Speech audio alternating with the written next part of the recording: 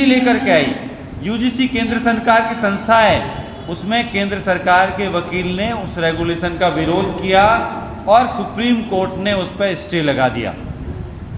आप देखिए, सरकार के मंत्री को, सरकार को जब अपना पक्ष जनता के बीच में रखना होगा तब वो कहेंगे हम तो SC/ST के साथ है, लेकिन रेगुलेशन के खिलाफ आपका वकील क्यों खड़ा हुआ, उस पर वो नहीं बोलेंगे, उस पर मौन, क्योंकि उनके वास्तविक जो हित हैं वो सवर्णों के साथ जुड़े हुए हैं, वो कभी दलित आदिवासी पिछड़े का हित नहीं चाहते।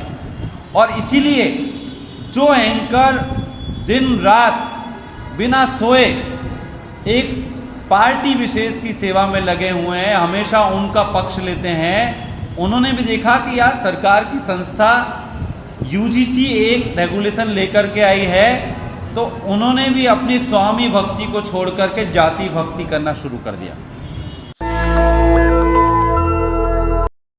इस पर स्टे लगा दिया गया। कैसे स्टे लगाया गया? क्योंकि वो आज के भारतीय सामाजिक व्यवस्था, न्याय व्यवस्था की मौजूदा हालत की तरफ संकेत करता है। अब देखिए कि यूजीसी एक रेगुलेशन लेकर आई और उस पर बहुत कम लोगों ने छोटे छोटे विरोध प्रदर्शन किए, बड़े प्रायोजित किस्म के विरोध प्रदर्शन थे, लेकिन चूंकि मीडिया हमारे पास नहीं है, इसलिए उन छोटे विरोध प्रदर्शनों को बड़े पैमाने पर दिखाया गया और इस तरह से उसका भय निर्मित किया गया मानो उससे हर सवर्ण बच्चे को सिर्फ जेल में भेज दिया जाएगा और दलित पिछड़ों का कोई आतंक कैंपसों में हो जाएगा। इस तरह से उसको प्रस्तुत किया गया और ऊपर जुडिशरी तक को मैनेज किया गया। आप देखिए कि वो छोटे छोटे विरोध प्रदर्शनों को मीडिया के माध्यम से बड़ा बना करके प्रदर्शित करने का नतीजा ये हुआ कि न्यायपालिका उनके आगे झुक गई और उस पर स्टे लगा दिया गया। अब इसकी वजह क्या है? एक तो सरकार ये देख रही है, जब से रोहित वेमुला की संस्थानिक हत्या हुई तब से सरकार ये देख रही है कि ये दलित आदिवासी पिछड़े एकजुट हो रहे हैं और ये सच है। वो बार बार उस एकता की परीक्षा करना चाहते हैं कि वास्तव में SC/ST OBC एकजुट है या नहीं है। तो रोहित वेमुला वाले केस में उन्होंने किया, उसके बाद में SC/ST एक्ट में बदलाव किया, तब उन्होंने ये जांचने की कोशिश की कि SC/ST के बीच में, OBC के बीच में कितनी एकता बची हुई है, कितनी बनी है।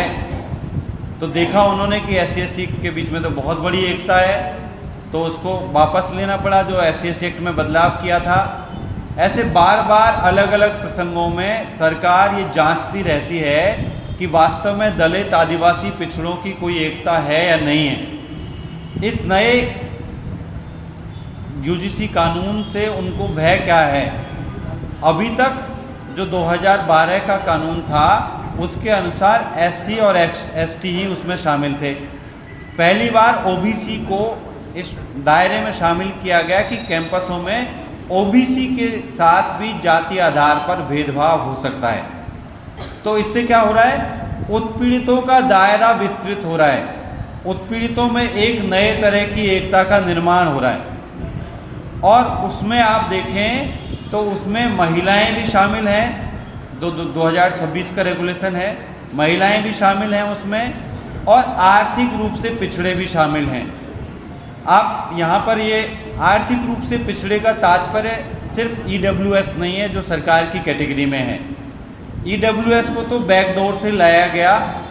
संवैधानिक प्रावधान ये है कि अगर किसी को शामिल करना है तो उस पर विस्तृत अध्ययन होना चाहिए, लेकिन EWS पर कोई जो आर्थिक रूप से पिछड़े उन लोगों के लिए आरक्षण लाया गया तो उस पर कोई विस्तृत अध्ययन नहीं किया गया। उस पर संविधान सभा छोड़ दीजिए, पार्लियामेंट में कोई विस्तार से बातचीत नहीं हुई। जब पार्लियामेंट में विस्तार से बातचीत नहीं हुई तो उस पर कैसे लाया गया? तो वो पूरी तरह से अवैध है, क्योंकि जब आर्थिक रूप से पिछड़ा आप कह रहे हैं तो उसमें SC/ST OBC को कैसे बाहर कर दे रहे हैं?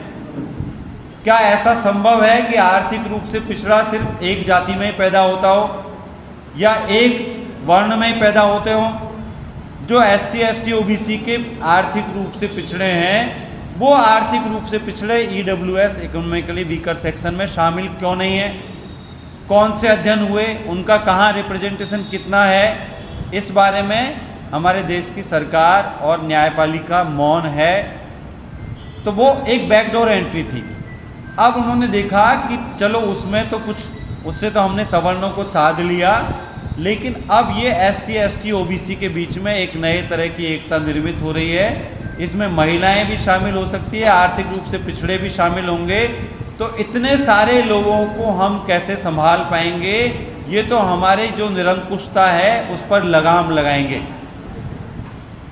इस बात को ध्यान में रखते हुए केंद्र सरकार ने इस जो रेगुलेशन UGC लेकर के आई, UGC केंद्र सरकार की संस्था है, उसमें केंद्र सरकार के वकील ने उस रेगुलेशन का विरोध किया और सुप्रीम कोर्ट ने उस पर स्टे लगा दिया।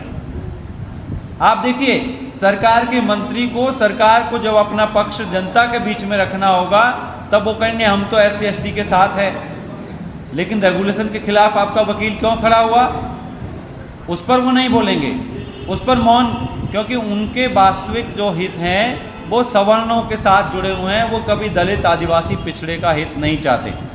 और इसीलिए जो एंकर दिन रात बिना सोए एक पार्टी विशेष की सेवा में लगे हुए हैं, हमेशा उनका पक्ष लेते हैं, उन्होंने भी देखा कि यार सरकार की संस्था UGC एक रेगुलेशन लेकर के आई है, तो उन्होंने भी अपनी स्वामी भक्ति को छोड़ करके जाति भक्ति करना शुरू कर दिया।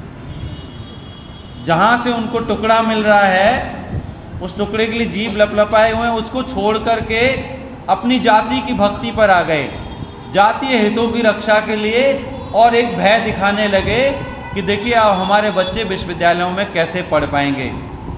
मानो ऐसे दिखाया गया कि SC ST OBC के बच्चे तो विश्वविद्यालय में दूसरे पे ऊपर मुकदमा करने के लिए जाते हैं। आप सोचिए कि जिनकी पहली या दूसरी पीढ़ी पढ़ पा रही है, मैं तो अपने परिवार में पहली पीढ़ी हूँ जो हम विश्वविद्यालयों तक या कॉलेजों तक पहुँच सके, स्कूलों तक पहुँच सके।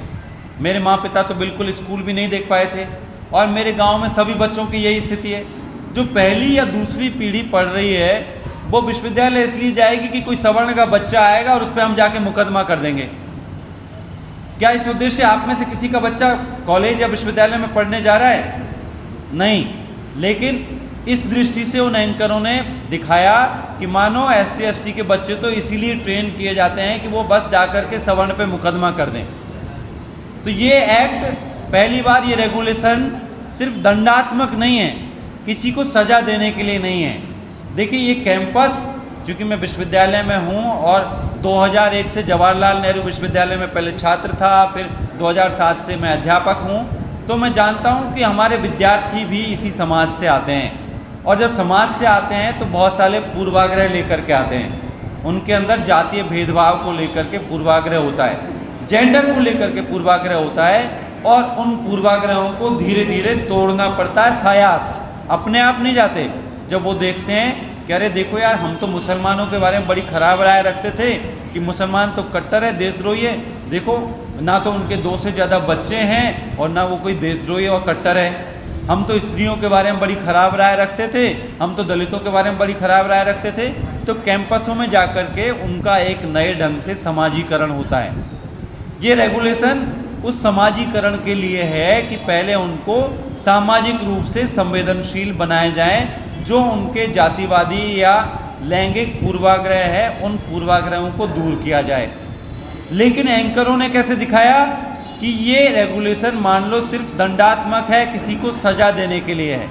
आप देखिए कि रेगुलेशन का उद्देश्य क्या है। उद्देश्य है कि एक हम सामाजिक रूप से, लैंगिक रूप से संवेदनशील कैंपसों का निर्माण करें। उसके लिए तरीके बताए गए हैं, उसमें कैसे कैसे हम जागरूकता फैला सकते हैं। हम पोस्टर बनाएंगे, बच्चों को बताएंगे। इन सारे प्रयासों के बावजूद जो बच्चे सामाजिक रूप से संवेदनशील नहीं हो सके और अपने जातीय अहंकार या लैंगिक अहंकार को नहीं छोड़ सके, सिर्फ उनके लिए दंड का प्रावधान है। वो अगर किसी के साथ में भेदभाव करते हैं, किसी का उत्पीड़न करते हैं जाति या जेंडर के आधार पर, उनके लिए दंड का प्रावधान है। अब वो बच्चे तो किसी भी समुदाय के हो सकते हैं, वो बच्चे उनको लगता है कि सिर्फ ब्राह्मणों को टारगेट किया जाएगा। अरे भाई, जिसके अंदर जातिवाद होगा उस सबको सज़ा मिलेगी। जैसे कोई इंक्वायरी होती है, वो कहते हैं कि इसमें ये क्यों नहीं शामिल किया गया कि कमेटी में ब्राह्मण भी शामिल हो।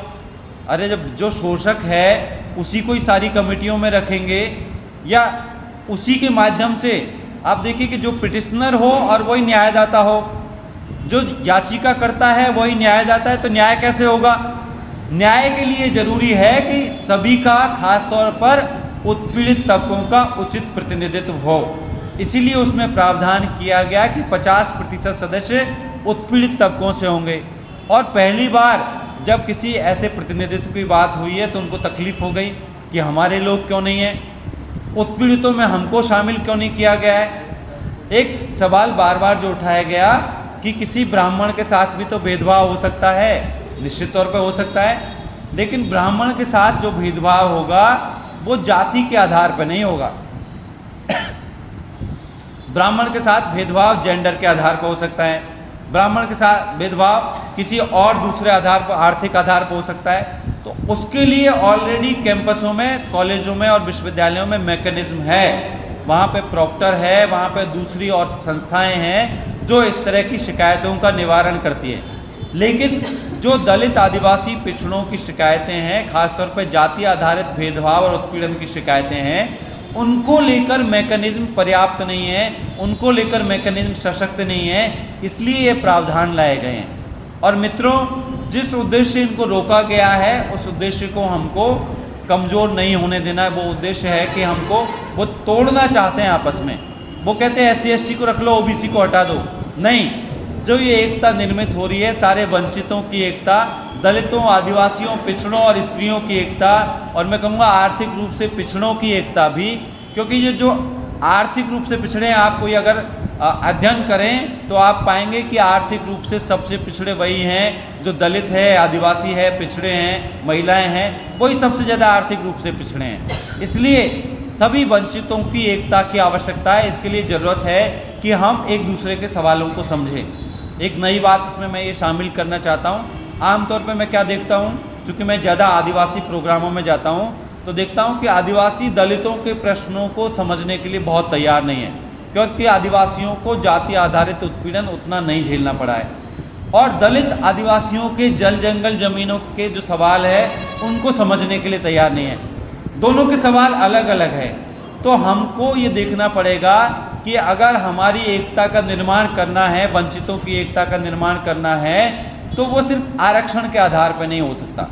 हम आमतौर पर क्या एकजुट होते हैं, कौन लोग एकजुट होते हैं कि जिनको आरक्षण मिल रहा है और आरक्षण में कोई छेड़खानी हो रही है, तो ना दलितों का एकमात्र मुद्दा आरक्षण है और ना आदिवासियों का एकमात्र मुद्दा आरक्षण है।